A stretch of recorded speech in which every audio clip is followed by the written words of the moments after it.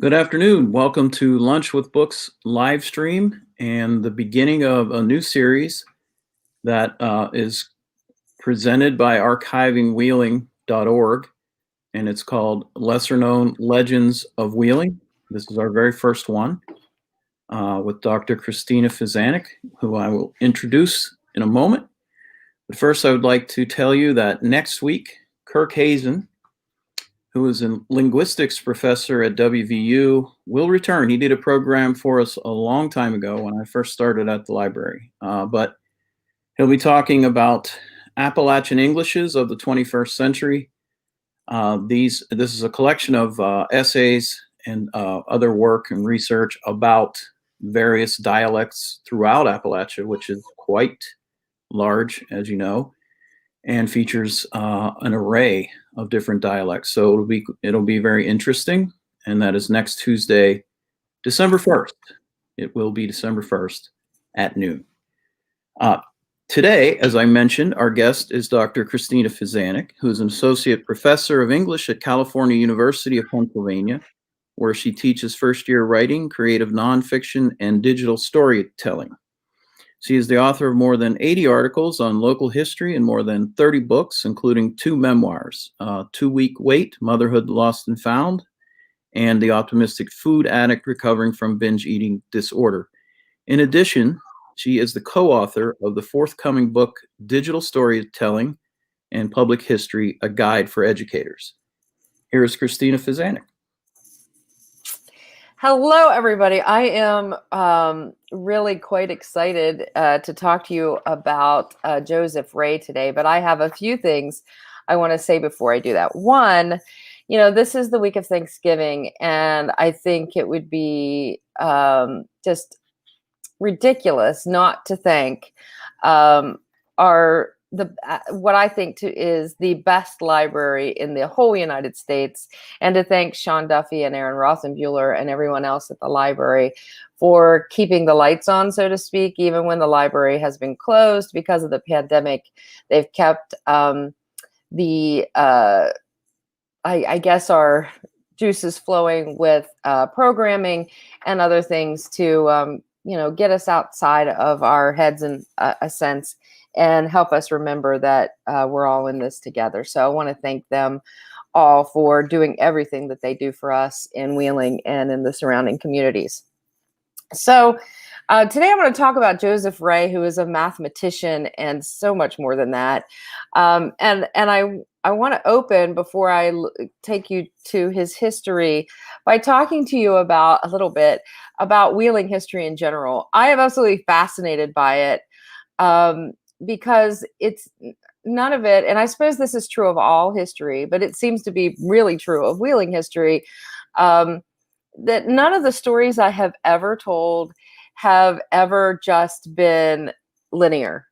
Every time I look into a story from the past, it always has all these different threads. I feel like I'm a clown with handkerchiefs coming out of my jacket, and here's a yellow one, and here's a blue one, and here's a red one, because the stories are just so incredibly intricate and take us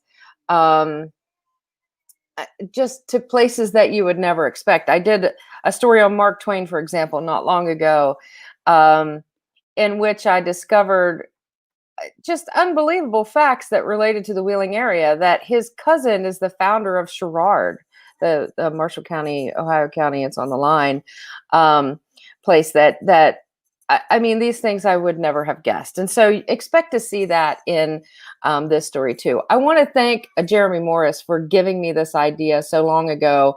He had driven by this marker, which I'll show you a picture of in a few minutes, about Ray's Arithmetic, and was like, I think that's a good story. Somebody should tell that story. And so that's what I'm going to do today. So let me see about bringing up my slideshow. And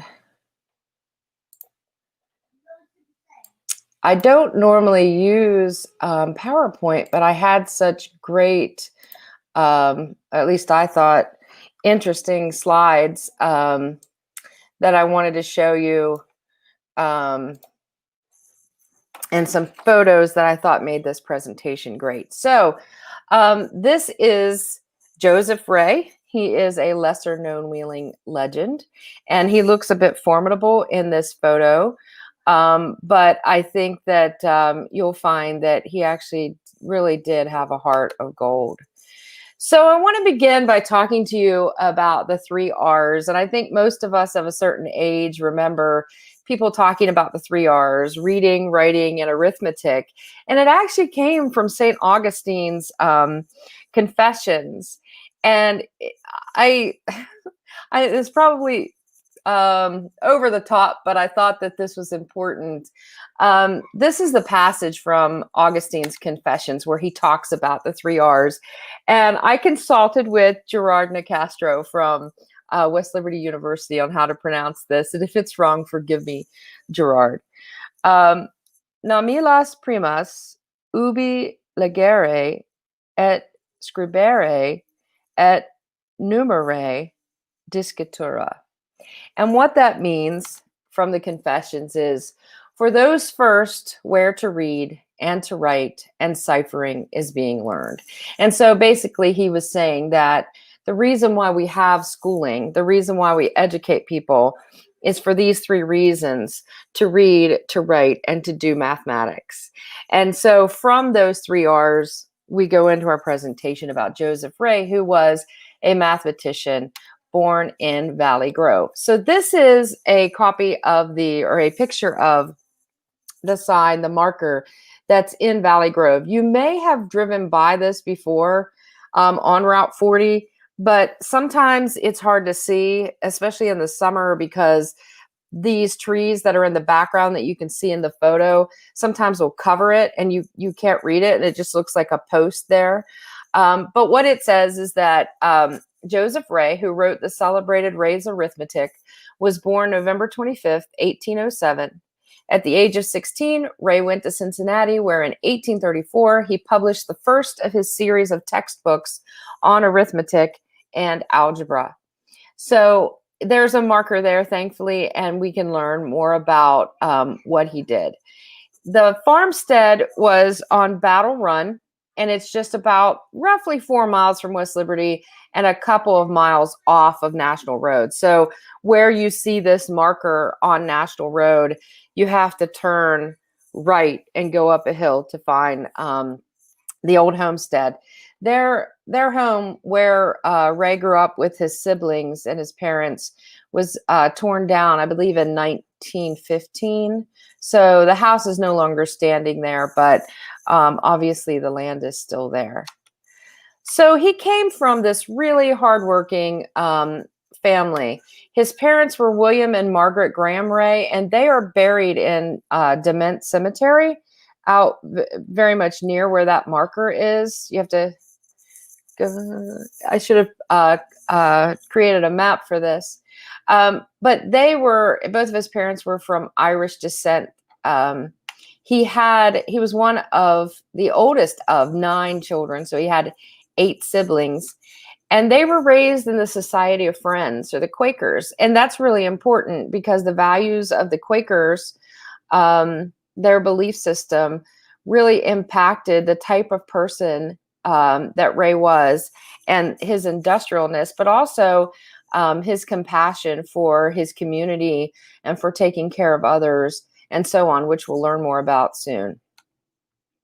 So not only was Ray famous, but his siblings, at least a couple of them, were famous, and in one case infamous. His brother Thomas Ray was a well-known abolitionist. In 1838, he married Julia D. Curtis, and they were married by Reverend Alexander Campbell, the founder of Bethany College. That's why there's a photo of Bethany here. He was also the founder of the Christian Church, the Disciples of Christ, and also contributed to the founding of other churches as well. Campbell's nephew, and this is the big wheeling connection, Archibald Campbell, became an abolitionist and later the editor of the Wheeling Daily Intelligencer, which most people know played an incredible role in the formation of the state of West Virginia. Thomas Ray died in 1886 near Decatur, Illinois, because he relocated out there after some point.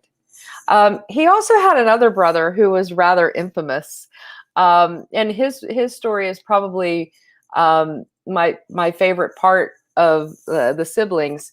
Mose Ray, or Moses, or Mose is what they called him, according to legend. He never left the family farm. Unlike his siblings, he decided to stay on. He never got married. He lived alone in this big old house with a housekeeper who took care of him. He was known for his mechanical skills and intelligence, including blacksmithing, masonry, and, of course, mathematics, which becomes a thing here in a second. He liked to tease his brother Joseph about his work and about his books. And after having finished reading one of his brother's books, it is said that Mose wrote to him, "If I couldn't write a harder book than this, I wouldn't write any." And he would routinely read his brother Joseph's books and find errors in them and write retorts to him. When asked what he thought of his brother's more advanced texts, Mose said, "Well, it is fine for a child." So that sibling rivalry always cracks me up when I think about it. Mose spent most of his inheritance, though, on farming inventions, and they never came to fruition. People took those ideas that Mose had, and because they were able to organize themselves better or knew how to take it to the next level, they were able to patent them. And in the end, Mose lost all of his money. He left the Ohio Valley for New Mexico in search of gold. Unfortunately, didn't find any. He developed cancer at some point, and then he died in 1890, penniless and alone. His body was never sent home to the Ohio Valley. But there's this rumor that in Dement Cemetery, in the plot next to his parents, instead of Mose Ray, is Mose Tigert, his friend and his namesake, which is an interesting story that I have not been able to find a lot more detail about. So that was Mose Ray, and I feel like there's a whole article in just his life, because he was quite a character, and everybody knew him and knew that he was one of the smart Ray kids. So Joseph Ray himself had this really remarkable early life. He was born in 1807 in Valley Grove. By age 6, he could, quote, and this is a quote from his dad, enumerate to hundreds of millions before he started school. Imagine that. Before he's even 6 years old, he could count to the hundreds of millions. And when he was 15 in 1822, he began studying algebra, geometry, and surveying at local academies, including one in West Liberty and another one across the border in Pennsylvania. At age 16, he left for the Ohio country and began teaching school in Cincinnati. That was actually a really common thing because the Ohio country had just opened up. And so people started going that direction. And Ray was a part of that movement from this area and other points east into the Ohio country. So he became a doctor. This is really an interesting part of his story. He saved his teaching salary, where he was teaching in Cincinnati, and entered Ohio University in Athens, which I like to tell that part of the story. That's where I earned my PhD. Eventually, his money ran out, though, and he had to drop out of school and go back to teaching. But this man, Dr. Joel F. Martin of Warrenton, Ohio, paid his way at the Medical College of Ohio in Cincinnati. He graduated with honors with his MD in 1831, but he realized that practicing medicine was not for him. And I think about this. Imagine getting to the point where you've worked this hard, you have your MD, you're Dr. Joseph Ray, and you realize, medicine just isn't for me. And I really admire that, because I think there's a lot of people who spend so much time getting to a point, realize it's not for them, but feel like they have to keep going in that field or in that job because that's what they spent all their money and time doing. But Ray really, he realized that he loved teaching math, and that's what he did. So he started teaching right after that at the newly opened Woodward High School in Cincinnati. And here's a photo of it from the Historical Society in Ohio.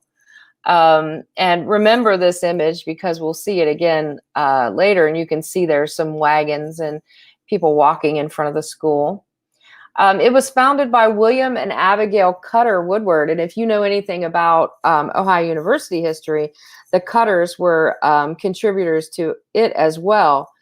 It was the first public high school west of the Allegheny Mountains. 5 years later, Woodward High School became Woodward College of Cincinnati, and Ray became a professor. In 1851, though, the college became a high school again. And Ray became the president and the principal of the high school. And he served in that position until he died. President William Howard Taft graduated from Woodward High School in 1871, which is kind of one of those tangents that I mentioned earlier. So this is from Ray's diary from April 22nd, 1832.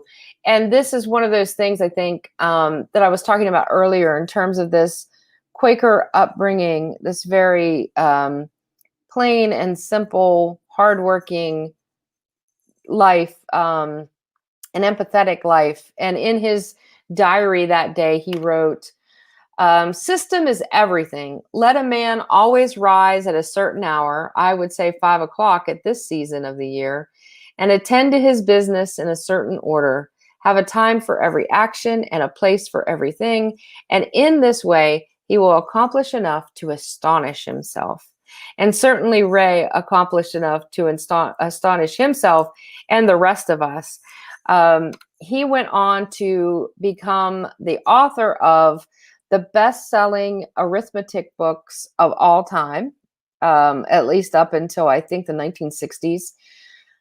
He wrote 6 main books, but there are like 50 different editions and copies of different books that he wrote. And these are the 6 main ones: primary arithmetic, intellectual arithmetic, practical arithmetic, higher arithmetic, elementary algebra, and higher algebra. He was incredibly successful with producing these books, and we'll look at some examples later, because one of his goals, probably his primary goal, was to take the theory of mathematics and make it practical for people to be able to actually use the math. I mean, that's one of the criticism you hear from students about, say, algebra or calculus. Well, what am I going to do with this math? I'm not going to use this, because they can't see how it is practical. And Ray was all about trying to answer that question: what am I going to do with this math? By showing people how they can use it in everyday life. So we're lucky enough to have 2 copies of Ray's books, of different books that Ray had, in the Ohio County Public Library's archives. And thank you, Aaron Rothenbuehler, for taking this photo.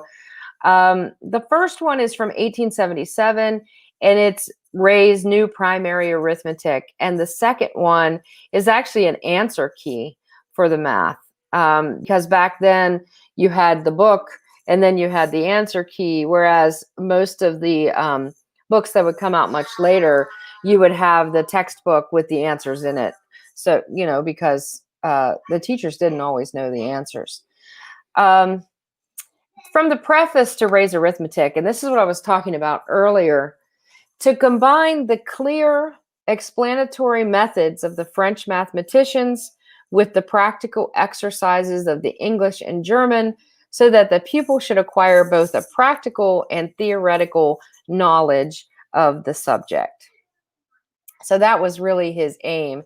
And that was a daunting thing to do then, because I think a lot of mathematicians are very good at sort of getting lost in the math, the higher order of the math, but struggle with figuring out how to explain or to teach other people how to use that math in a very practical way, which is what most people, and certainly most young people, want to do.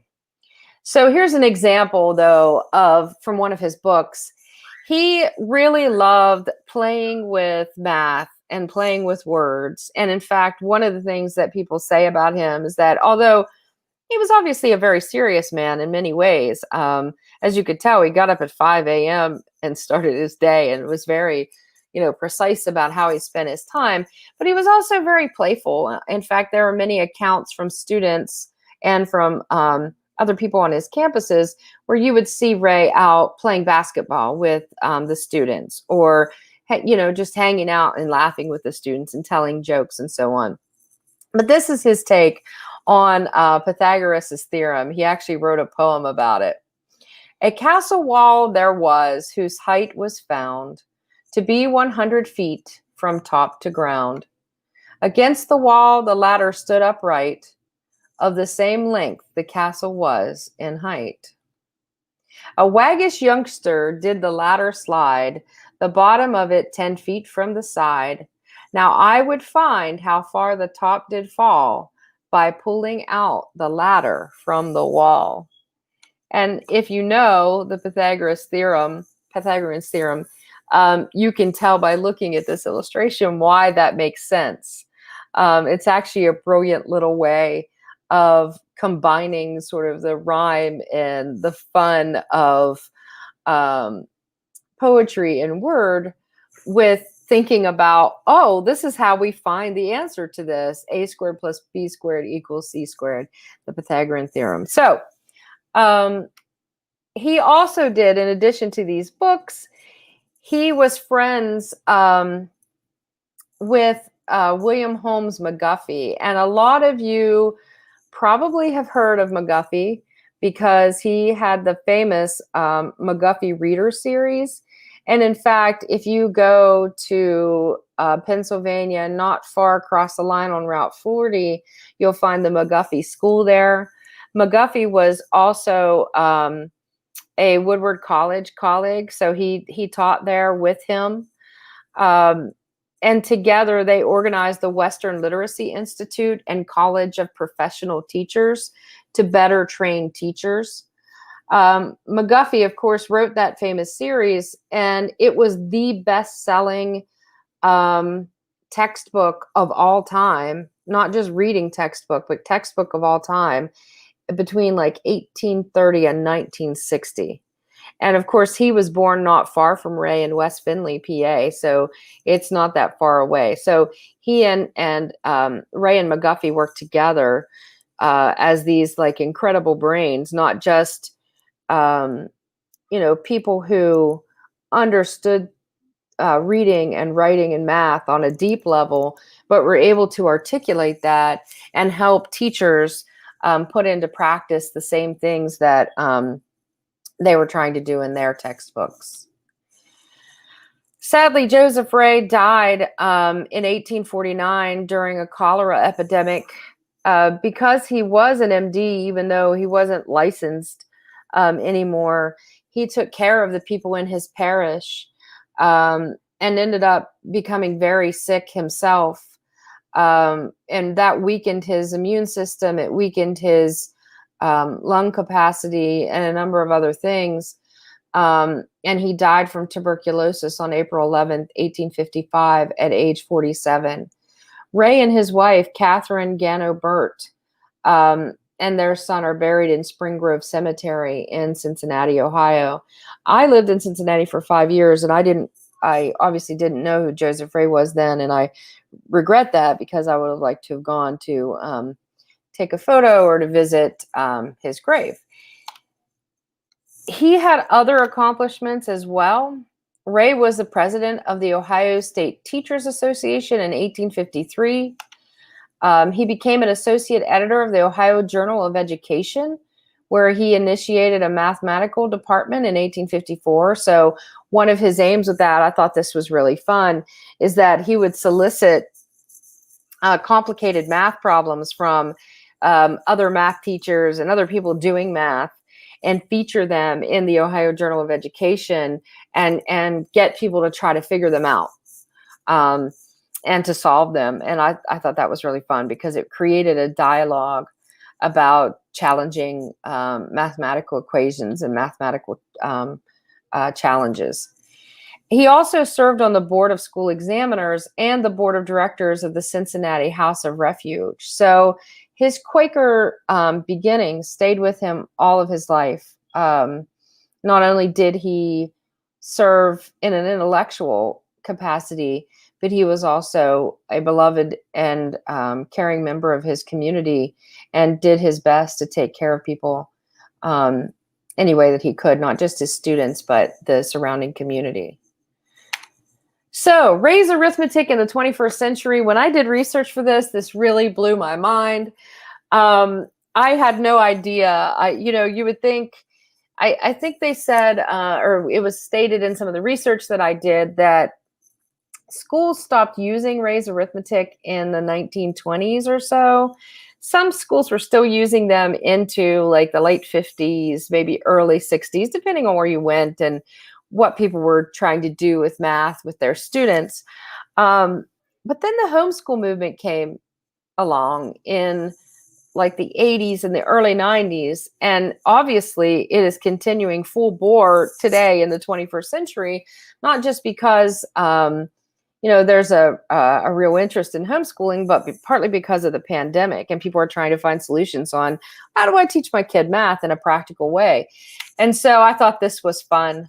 You can buy all of Ray's books on CD. You can download them. You can find them on websites. You can find people on YouTube teaching Ray's arithmetic to students. I mean, it's just absolutely awesome that this kid from Valley Grove, West Virginia, in all these years later, I mean, he was born in 1807. It's now 2020, that people are still using the books that he created, the formulas that he created, and the approach that he developed to the teaching of math. Here's just one quote from one of the parents.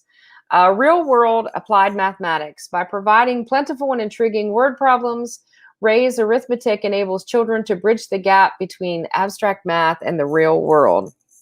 And I can't imagine, as a scholar and a teacher myself, a more lasting legacy than to have people teaching your work, more than 200 years after you were born. It's really incredible. So in remembrance of Ray, this is the building, and you may recall this from the slide before that was in black and white, the one with the wagons and so on. It is still standing in Cincinnati.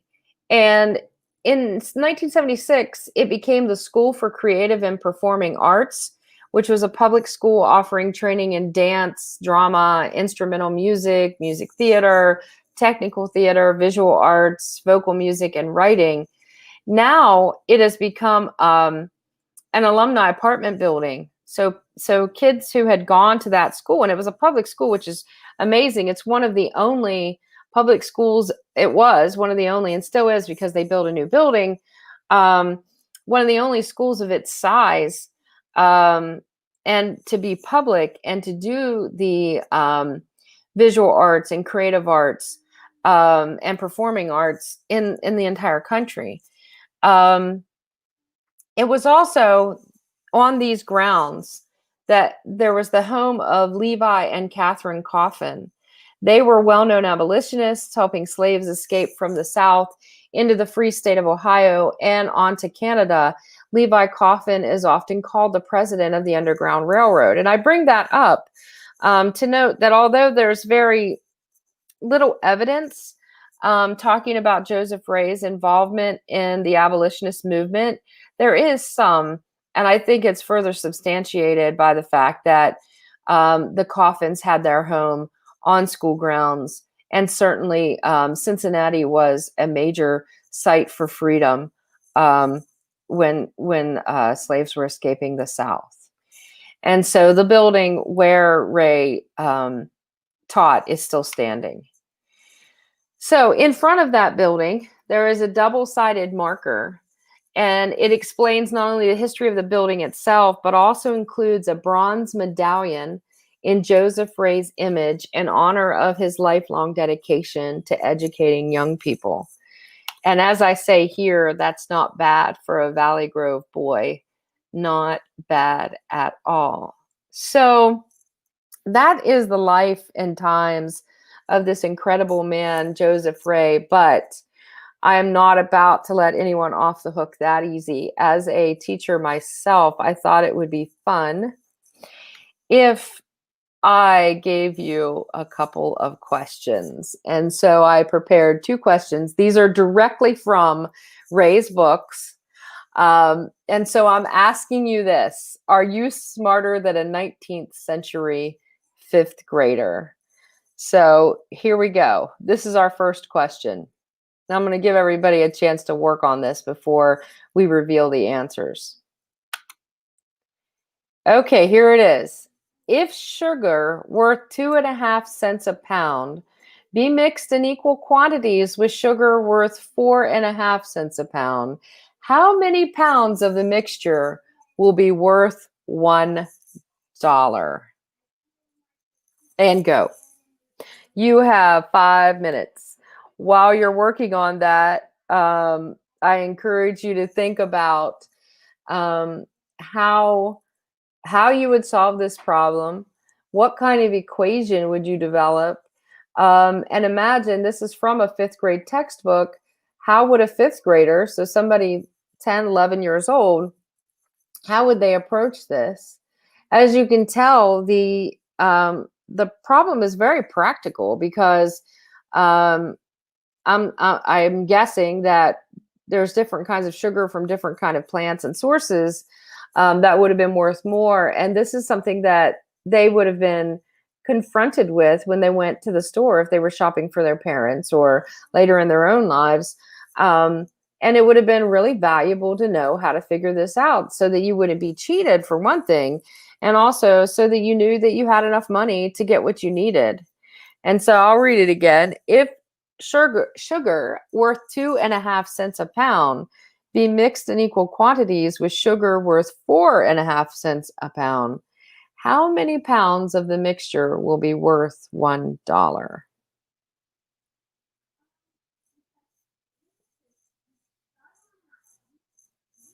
I should have had some Jeopardy music playing in the background.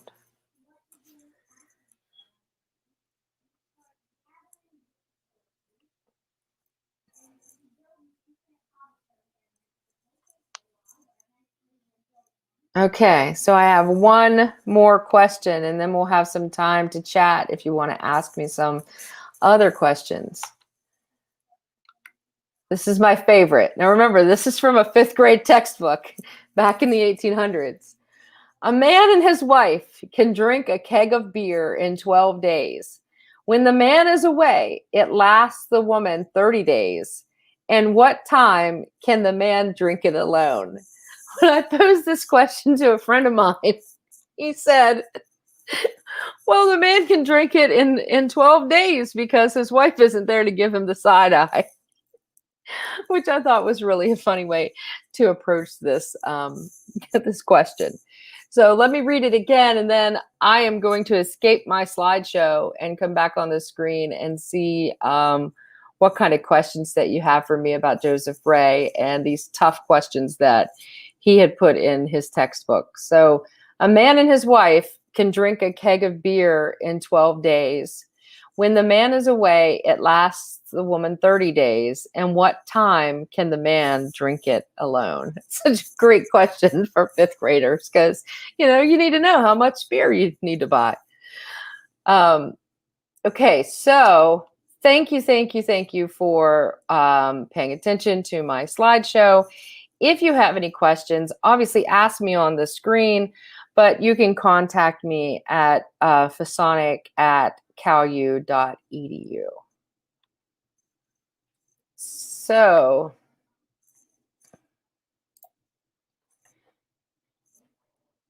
all right. So, what questions do you have for me about Ray's arithmetic? Laura! Thank you, Laura. Oh, thanks, Erin. And thank you for all your help always. I could not do the cool storytelling I get to do if you weren't part of that in helping me find the sources that I need and the history that I need. Yeah. So, do you have any questions for me out there in Wheeling area land? How long were these math questions supposed to take fifth graders to do? Still working on them. I know. I was doing the math last night and I was like, I don't think I'm going to get the answer before I go to bed. I don't know, Aaron, how long it would have taken them to do the math, or how much time they would have been given. Is there any connection to the African American family of the name Ray? Oh, that's a great question, Angela. I honestly don't know. I haven't gone beyond really the small nucleus because I felt that there was just so much based on just that small portion. But that's an interesting question. I'll look into that for real.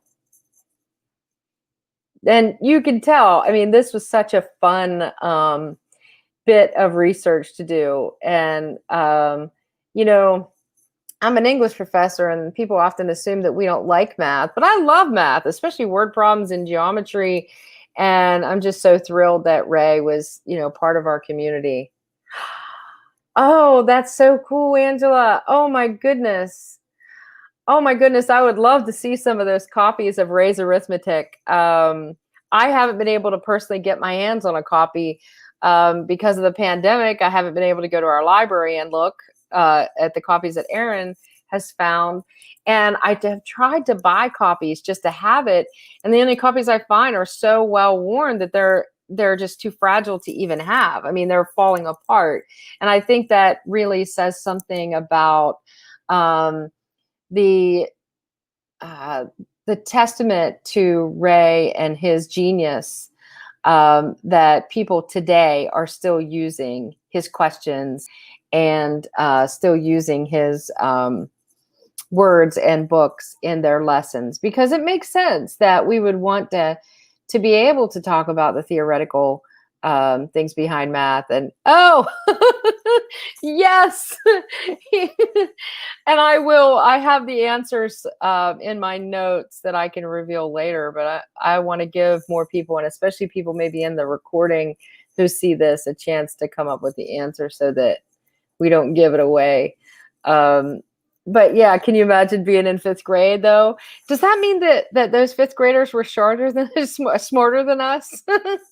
I would love to come out there, Angela. My students actually did a digital story in Mount Pleasant, and it was very excellent. It was about the free store, and they did that, I think, 3 or 4 years ago. And I would love to come out and visit anytime. I think that we are so fortunate in the Ohio Valley to have like this really deep and wide and incredible history. I feel like when people say that, there's nothing happening in the Valley, I'm like, well, why don't you open a history book? Because we know that we've been down before, we can come back again. We've been through pandemics. We've been through all kinds of things. I mean, our history is so long. And I feel very fortunate to be able to tell the story of the Valley. I know you've all been stumped by these questions, and I wasn't the one who stumped you. It was Joseph Ray from the 1800s coming back from the dead to stump you all. Are there any questions for me? Any other questions that I could answer about Joseph Ray, about the family, about any of the things that Ray accomplished? Because he really was very accomplished, and beloved too. I mean, I think sometimes that's the other misperception we sometimes have. We think of scholars or geniuses or especially mathematicians as being these sort of people that live in their own heads. But Joseph Ray was definitely not like that at all. He was very down to earth, very compassionate, very kind, and actually ended up giving his life to the care of other people in his community when he exposed himself week after week to cholera during the epidemic. but his background and being a doctor and knowing how to care for sick people kept him going and serving people. Not much is known about his marriage, just that he was married and that they had a son together, but I couldn't find a lot about, any of the details, like what their life was like day to day or anything like that, though I have not read all of his journals or anything like that, which I hope to do, because I think there's a bigger story here than even what I've told during this presentation. So, okay, take a stab at the first one. Show your work. 16.7 pounds of crazy.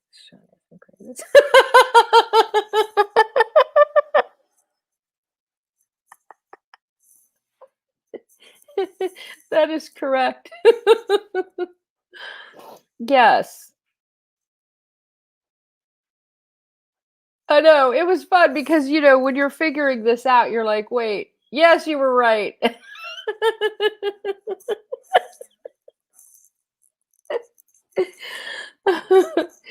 I think the second one is easier, though. Has anybody tried the second one?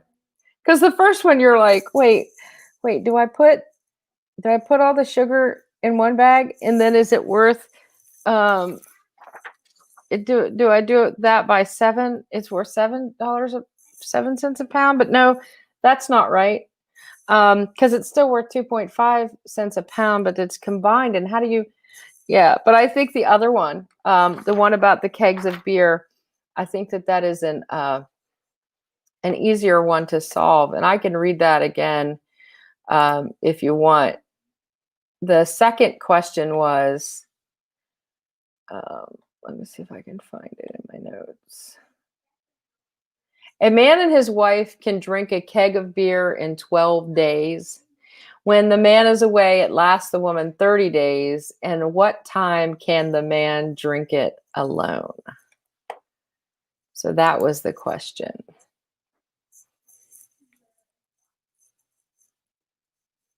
I think it was slightly easier, but I prefer my friend's answer better, that he could drink it in double time since the wife wasn't there to give him the side eye for drinking too much beer. So if there aren't any more questions or answers for me, I am finished with you for the day. You've all been very good students. I can't believe no one has the keg of beer answer. I know. She's 1/30th of a keg per day. Mm-hmm. And he's twice as much almost. Mm-hmm. But I can't get much further than that. So I don't know. 16 days. It was tricky, wasn't it? Yeah. Imagine being a 5th grader and trying to answer these questions. It would make you want to drink that keg of beer. If this was, on your final exam. I think the experiment is in order, and that'll solve it for us. Oh, yes. We should experiment. Experiment with the keg. I believe that Joseph Ray would approve, because he was always all about the practical. Yeah. He was a Quaker. Are the Quakers, I don't know, did they drink? I don't know. Well, he put that in his book, maybe. Interesting. Yes. Thank you, Christina. That was an excellent program. We're just delaying here to see if anyone does come up with an answer that's based on actual math, unlike mine. That's more of a guess. Here, Carolyn is joining us. I'll be drinking beer tonight. Right? It makes you crave a little bit of something in your stein. Yeah, let's all drink some beer tonight, huh? In honor of Mr. Ray. That's right. He was quite an incredible wheeling person, don't you think? Yeah, and a great way to start this series. Yeah, and I enjoyed doing the research for this. It was a lot of fun. It's a good point here. That's right, Aaron. That's true. Just like the Romans drank a lot of wine or something. What was it? The Romans? Because Rome. You know? Yeah, right. And the water was poison, tainted. It was Yeah. safer to drink the wine than it was to drink the Wine water. is poison. Yeah, oh, Depending on yeah. who served it. That explains a lot, doesn't it? Yeah, seriously though, a great way to start our new series, and we'll have another one coming up in January and another in February. They're already planned. Oh, fun. So, and I'll say this for my friend John Eric, and this is my math problem. My two favorite numbers are 10 and 0. I have to say that while I can. That's brutal, savage. He's pretty happy with his little team from Cleveland that's 7 and 3. You know. Yeah, I follow that. Perfect versus imperfect. All right, folks. Thanks for tuning in today. Thank you, Christina. Yeah, 10 and 0. See, the people. Oh, that's right. Next week, Caucasian Appalachian dialects. So tune in for Lunch with Book live stream next week. Thanks everyone who attended today, and thanks again, Christine. Goodbye, everyone.